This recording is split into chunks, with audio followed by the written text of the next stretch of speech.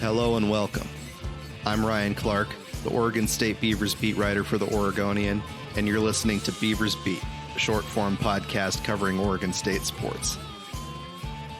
OSU football has arrived at a crucial juncture in its 2025 season. The Beavers are staring down the possibility of 0-5 and some potential changes in leadership should things go awry once again. But Friday's game against Houston also provides a chance for OSU to kickstart a turnaround with a convincing win at home against a Power 4 opponent.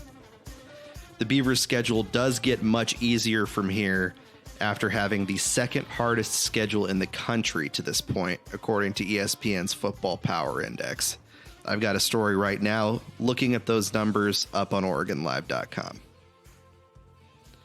Head coach Trent Bray, with his job potentially on the line in the coming weeks, appeared steady on Monday.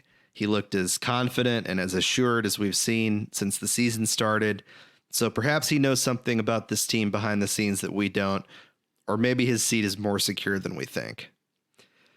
Either way, the belief in this group appears to be there for Bray, and here is my exchange with Coach Bray from Monday's press conference. Being through one of the more difficult stretches of your guys' schedule, I mean, what's the feeling around the team of trying to sort of hit that reset button ahead of a short week here? Yeah, I've kind of said it. They've been great as far as the way they come out to work, the way they show up to meetings. There's no one's pouting or hanging their head or anything like that. So I feel good about the work they're doing. Just we understand. We've done some things self-destruction wise that have led to our situation. So we're part of that. We got to fix that, continue to improve in that, and then really build off, that first half of Oregon. I said it after the game, but you're right there with that team. That's one of the top teams in the country. That's what we're capable of doing, and we got to do it for 4 quarters. And obviously, in these type of situations, there are outside pressures that exist for teams, for coaches. What are your conversations looking like right now with Scott Barnes? How much faith has he, expressed in you and to you? Yeah. Again, all the noise is outside. That's the big thing for, to understand is there's no noise in here. There's no noise with the team. There's no noise with the coaches. That's all external, stuff that we can't control, and then really not even a factor for myself. Houston is 3-0. And a team that poses a serious challenge for the Beavers in Game 5.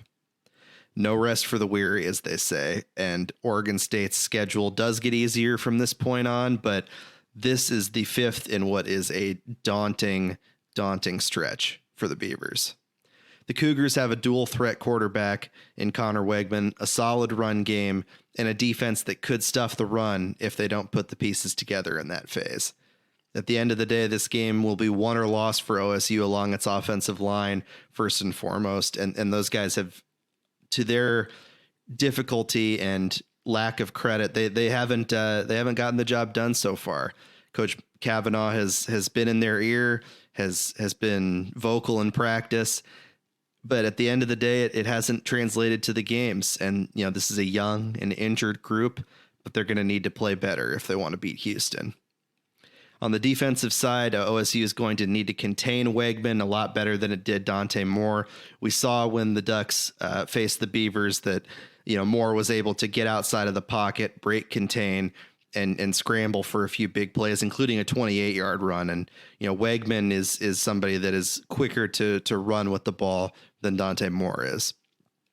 On the offensive side, the Beavers are going to need more balance, and it'll be necessary for them to avoid forcing Malik Murphy to play hero ball again. We saw a lot of 3rd and longs last week against Oregon that Murphy had to force it downfield.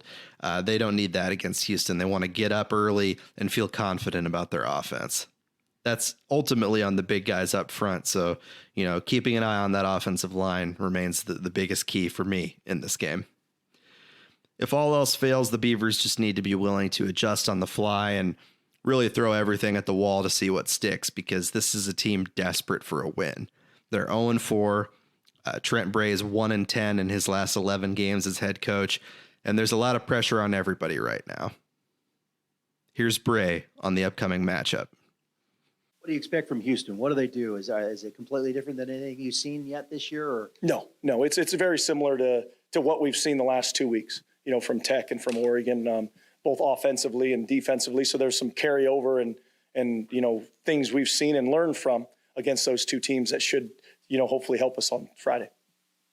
Coach, do you view this as a very pivotal moment in the season for you guys to, on this short week, to come out and get a win here, avoid the 0-5 start? I mean, getting a win is pivotal regardless, yeah. I mean, a short week, bounce back. I mean, there's some positives to that too. You're not sitting around for a whole nother day thinking about what just happened at Oregon. So you can move on to the next opponent, but it's going to be important that we come out and rebound and play well. For live coverage from Corvallis on Friday night, visit OregonLive.com/Beavers. Got plenty of preview content from this week up there as well. You can follow me on X and on Blue Sky at Ryan T. Clark, and be sure to submit your questions for the weekly Oregon State mailbag either on social media or via email at rclark, that's Clark with an E, at Oregonian.com. Thanks for joining us.